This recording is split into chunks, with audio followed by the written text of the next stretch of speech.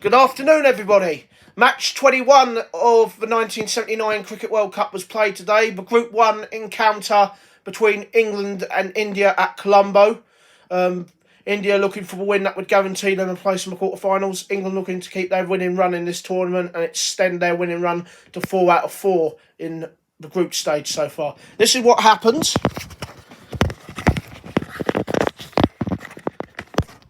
I don't think it's in properly. Yeah, sorry, it was just going to come out of the cover, and now I've ended up making a load of mistakes here. But never mind, it's all a bit of fun, isn't it? That's the final outcome. England won the toss on a hard pitch and elected to bat first. It was a very, very unconvincing batting effort from England again. 248 for 6 for their 50 overs. But let's have a look at the scorecard. They were 101 for 2 from 23 overs, and everyone was thinking in the commentary box, oh, England are going to get 300 here. That middle order, though, completely collapsed. There's some really loose shots from some of the batsmen, and they lost 5 wickets for just 62 runs. But then a wonderful partnership towards the end from the informed David Gower, 73 off 96 deliveries, and Bob Taylor, what an innings, 53 off 43 deliveries. 7th wicket stand of 85 runs, got them to 248 for 6. A couple of 36s at the top of the order for Mike Brearley and Geoffrey Boycott. Boycott was out there for 85 balls for his 36. Mike Brearley was a little bit more aggressive, 36 off 46 deliveries. 25 for Derek Randall. Graham Gooch got off the ball a bit, 1. Ian Botham tried it out, hit 20 off 12 deliveries, but he was gone, and Phil Edmonds went for a duck. But again, 73 not out off 96 balls for David Gower, his second consecutive 50, his second consecutive not out in the tournament. Remember, he got 109 not out against the Dutch in his last match. Bob Taylor's innings, though, was really, really good and got England up to a decent score. Probably should have got 300, though. The pitch didn't really do much, but England's middle order batting was very, very below par, to say the least. And that's me putting it into kind words. 1 for 39 for Kashan Gaffey. 1 for 48 for Kepil Dev. 2 for 51 for Mohinder Harmanath. 10 wickets in the tournament now. Was the leading wicket taker in this competition for 3 hours, as you will see with England's response. 2 for 41 for Bisham Bedi. But look at that again. The captain, Srinivas Venkataraghavan, none for 65. He is having a woeful tournament, and he's under extreme pressure now to be dropped. He was booed onto the pitch when he came out to bat. And was booed off it when he was the last man out caught towards the end. He's really struggling, and I do think that maybe he should drop himself. There is reports that he could retire. He's 34 years old, so he's probably going to... I think he's 34 years old, is he? Yeah, he's 34 years old at the end of the tournament. When the tournament ends, he turns 34. So this is probably going to be his last World Cup. But many of the Indian supporters do not want him as captain and don't want him playing anymore. But he is captain, so I don't think nothing's going to change there. But he is really struggling in this tournament. This is the outcome of India's effort. Remember, 4 years ago, they batted out 50 overs when they conceded 332. Gavaskar's infamous 37 off 143 deliveries, I think it was in that match. He's got 55 here off 132 deliveries at the top of the order. I'll talk about that in a moment. 10 for Anshuman Gaywad, 1 for Dilip Venkasar, 9 for Gurnappa Vishnath. British Patel played pretty well, 38 of 60 deliveries. They just kept on losing wickets, though. England bowled superbly. 1 for Mohinder Harmanath, 25 for Kepil Dev, 22 deliveries. He tried to quicken up the innings. 20 off 22 balls for Karvan Gaffey. 7 for the wicketkeeper Surinder Khanna. 0 not out for Bisham Bedi, and 1 for Srinivas Venkataraghavan, who literally is really, really struggling in this tournament. He's booed off at the end and had a lot of question marks and had a lot of questions asked of his efforts, and should he be dropped and retire from international cricket. 55 of 132 deliveries, that's his second 50 of the tournament, but I do have to say, I think it was a bit of a slow innings when he was out. Sunil Gavaskar, there was a mixture of boos and applause from the mainly Indian crowd at Colombo today, but realistic, I think he portrayed himself too much.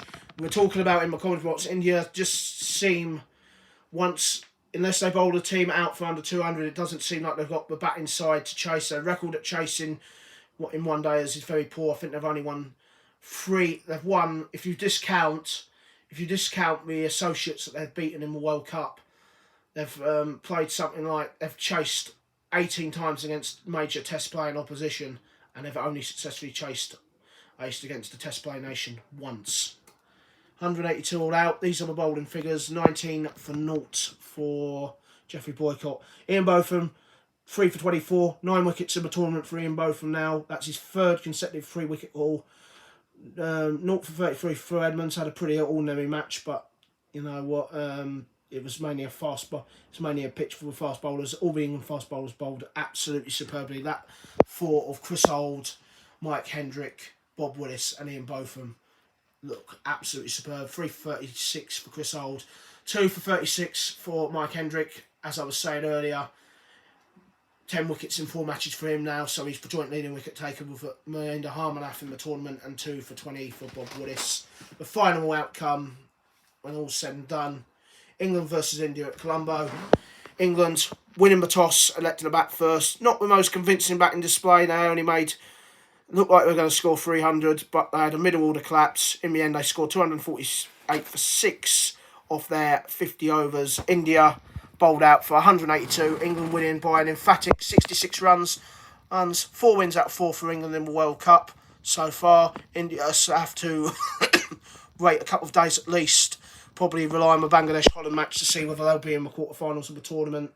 England winning by 66 runs, as said before. And man of the match, for the 2nd match running, the man of the match was David Gower for his 73 not out of 96 balls. He really is having a very, very good tournament. This was what confirms it. It also does confirm now, England are top of the group. That England-Pakistan match will be the deciding match on who finishes top in Group 1. You'd feel who finishes top of Group 1. England basically can't finish 3rd or 4th now, so they've definitely avoided the West Indies until at least the World Cup final. That's if both England and West Indies win their quarterfinal matches, obviously, and then their semi-final matches. Tomorrow's match, New Zealand versus Ireland. New Zealand looking to grab their 3rd win of the tournament and book their place in the World Cup quarterfinals. Also here in Sri Lanka, they would be the 3rd team. Would they be the 3rd team? No, they would be the 4th team to do so here in Sri Lanka. Ireland also looking for a win that will give them a quarterfinal place. What will give them a quarterfinal place as well. So whoever wins that match tomorrow out of New Zealand and Ireland will become the 4th country to reach the World Cup quarterfinals. Ireland looking to bounce back from their first defeat of the tournament against the West Indies. What was an emphatic defeat against the West Indies. Star players now. Let's have a look at the star players.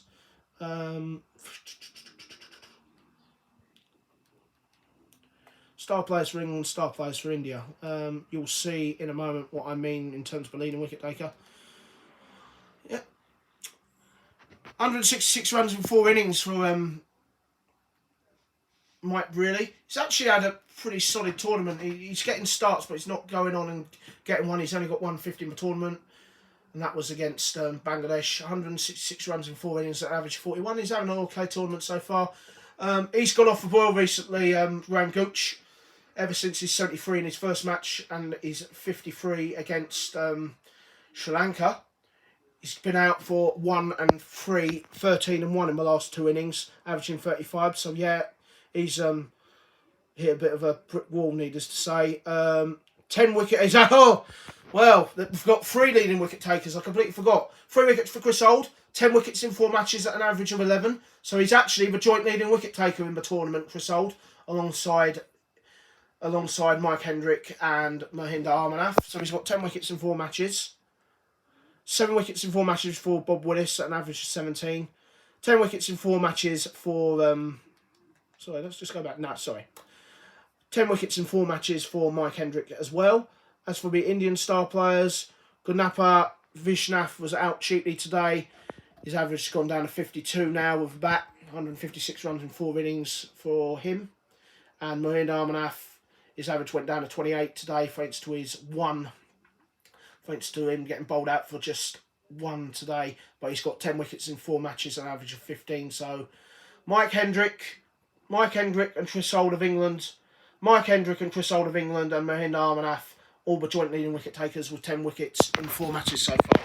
So that's the match report of England versus India here in Sri Lanka. Again, all I can say is I'm not too sure what the Indian board are going to think of doing, but Srinivas Venkataraghavan, I personally think, should drop himself for the rest of the tournament and maybe should retire from international cricket. He's so low on confidence, and it's obviously spreading to the team. They've lost 2 big games by 50 and 66 runs against Pakistan and England, respectively. If they lose against Sri Lanka, then my goodness me, the pressure's going to be absolutely unbearable on Srinivas Venkataraghavan. If India can't, India's still yet to beat a Test player nation in this World Cup, and if they can't beat, well, a soon-to-be Test player nation in Sri Lanka, then they are going to be in trouble. And remember, if they lose that match against Sri Lanka, it will guarantee them a quarter-final against the West Indies. So this tournament, all of a sudden, after that, looking good in the opening 2 matches against Bangladesh and Holland, they've really gone off the ball and they have to improve quickly. Tomorrow's match, New Zealand versus Ireland in Group 2. Whoever wins that will be the 4th team to reach the quarterfinals here in Sri Lanka. So until then, this is me, Lawrence Howard, reporting on the 1979 Cricket World Cup being played here in Sri Lanka on Brian Lara Cricket on PlayStation. Until tomorrow's match, bye-bye from me.